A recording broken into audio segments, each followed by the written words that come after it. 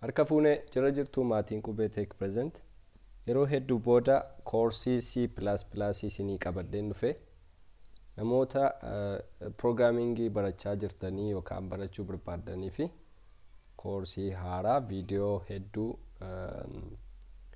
koorsii kana cover godhu programmingii maal akka ta'e C++ maal akka ta'e jalqaba maalummaa isaarraa kaasnee hanga projektii middle ta'e hojjechuu dandeenyutti wajjin ilaalla jechuudha. Koorsiin kuni koorsii akkama common koorsiitti barattoota teknooloojii maraaf kan kennamudha C++ni. Sababni isaas namoota programmingii jalqabanii fi baay'ee openidha. Sammuu namaa programmingiidhaaf kan qopheessu koorsii ta'edha C++ni.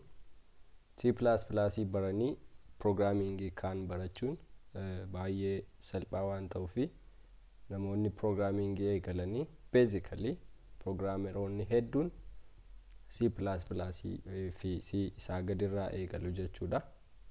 Kanaaf chaanaalii kanaaf haaraa yoo taatan subscribe gochuun maatii Qubee ta'a. Video kana namoota jaallattaniif namoota barachuu barbaadaniif qooda like share gochuu hin dagatina. Well, basics of programming with C++. So what is C++ kan jedhudha fi yookaan C++in maali kan jedhuu fi basically it is programming language. Afaan nuti ittiin kompiyuutera wajjin walii galuudhaaf yookaan sooftiweerii garaagaraa ittiin hojjechuudhaaf barreessinudha. Programming language jenna. Akkuma natural language ani isinitti haasa'aa jiru programming language fayyadamnee immoo kompiyuutera wajjin program yookaan waa hojjenna jechuudha. Bara 1979 namicha developed by this namicha kanatu develop godhe Bella Labs. Bella Labin beekamaadha. Bakka teknooloojiin hedduun itti eegalee Bella Labin. So programming language in C++ in kuni one of the oldest programming language da.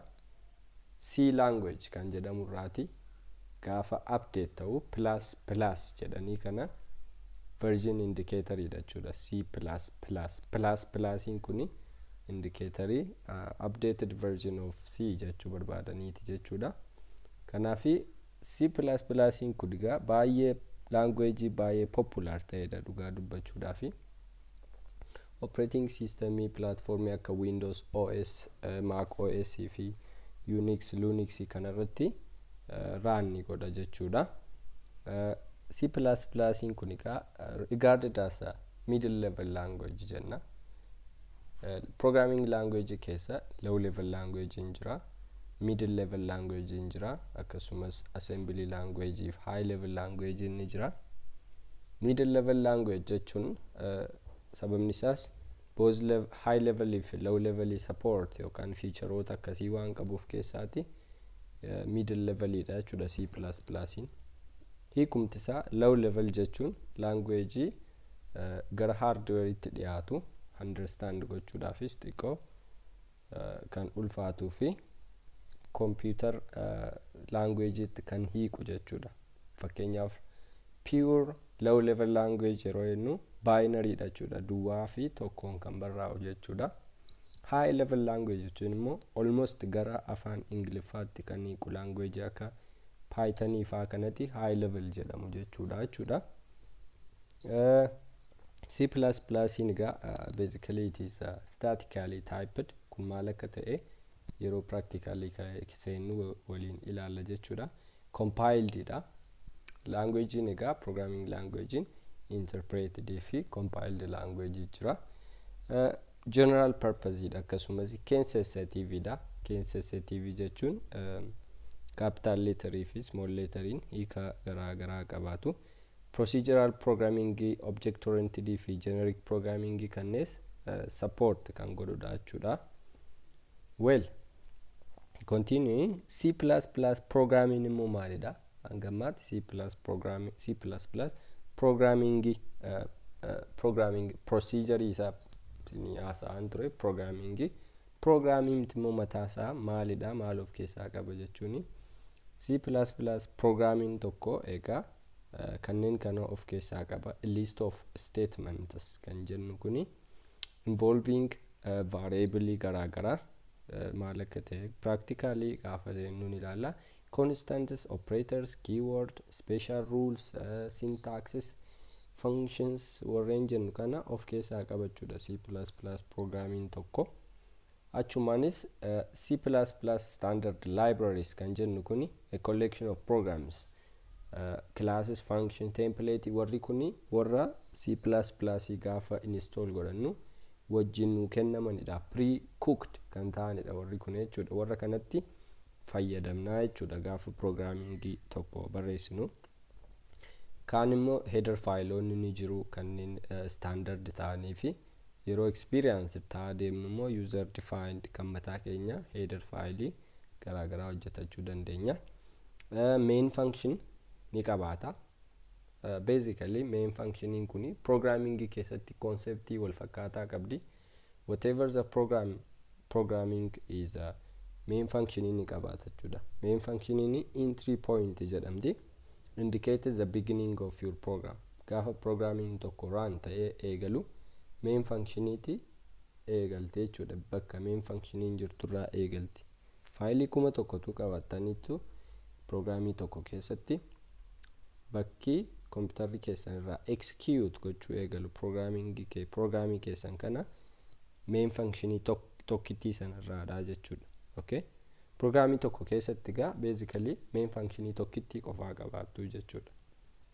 Okay.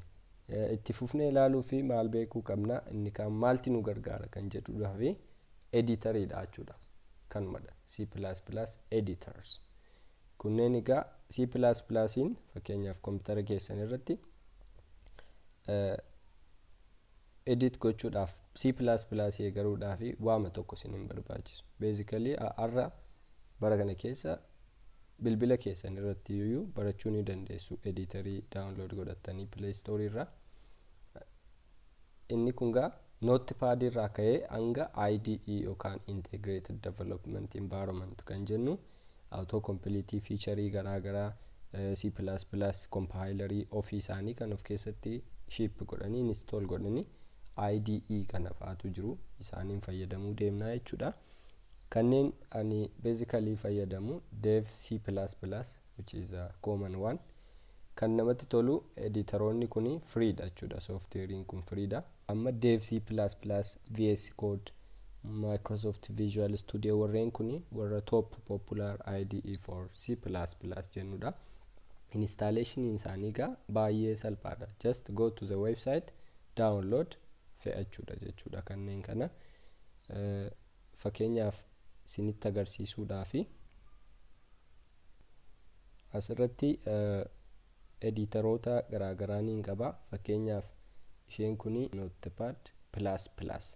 Notepad++ kuni waan hedduu of keessaa qabdi. Language hedduu support gooti. Fakkeenyaaf language kunnoon akka fakkeenyaaf ActionScript, ADA, C yoo dhuftan immoo C#, C++. Kunneen kuni languageotadha jechuudha. Kanaaf editorii ishee kanas fayyadamuu ni dandeessu actually, which is Notepad++ jetti isheen kun jechuudha. Isheen asirratti jirtu kun immoo VS Code isheen hanga sila isiniin jedhadha. Popularidha, baay'ee jaalatamtuudha VS Codein kun. Ishee kanas deemtanii website isaanii VS Code download yoo jettanii salphaatti download godhattu. Fakkeenyaaf edit gochuudhaa fi salphaamatti faayilii create godhachuu dandeessu jechuudha. Asirratti fakkeenyaaf asirratti faayiliin kun untitled dha. Save as dokumentii keessa deemeen projectii haaraa CPP tutor projectii keenyas keessatti hojjenna jechuudha. Gara fuulduraatti test file .cpp cpp jechuun extension faayiliin C++ cpp jechuudha. .cpp jettanii save gaafa gootanii akkasitti isinii dhufaa jechuudha. Kanaaf fakkeenyaaf gaafanii edit gochuu eegalu auto complete naa godhaa era preprocessor. Fakkeenyaaf include jedheen iostream ofuma isinitti agarsiisuudhaaf booda maal akka ta'e isiniif ibsa. Amma fakkeenyaa fi ammani header faayilii tokko barreesseera.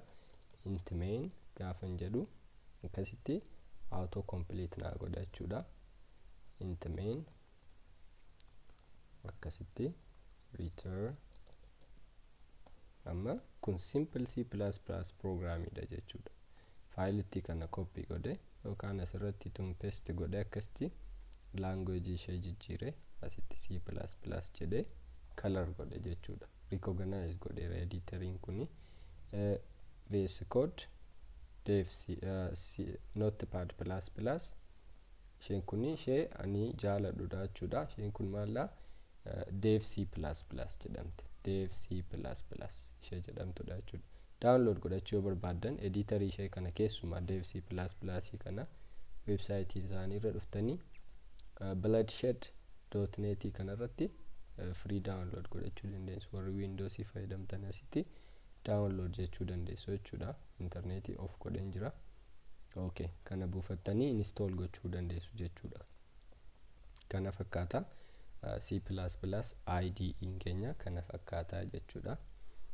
Fakkeenyaa fi faayilitti kana asirratti I can say save yookaan faayilitti kana save as godhen bakka silaan kaadha dagadhe so that achirraati waliin fayyadamaa gaafa ittaanutti test faayilii kana overwrite godhen save hin godha jechuudha. Akkasittiin tun ka'ee compile jedhe compile gochuun maal jedha okay see out standard not recognized jedhe compile isheen kuni maal jetti compile jetti. Compile jechuun language kana gara afaan kompiyuuteraatti yookaan binarytti compile kan godhudha. 0 fi 1 tti kan jijjiirudha jechuudha. Ishee kana immoo run jetti. Gaafa run godhu akkasitti output akkasiin fide jechuudha. Kuni console window jennaa jechuudha. Fakkeenyaaf isheen kun 1 jette outputin ishee asitti argitanii isheenanii asirratti argisi jedhee barreesse kana akkasitti naa baasee jechuudha.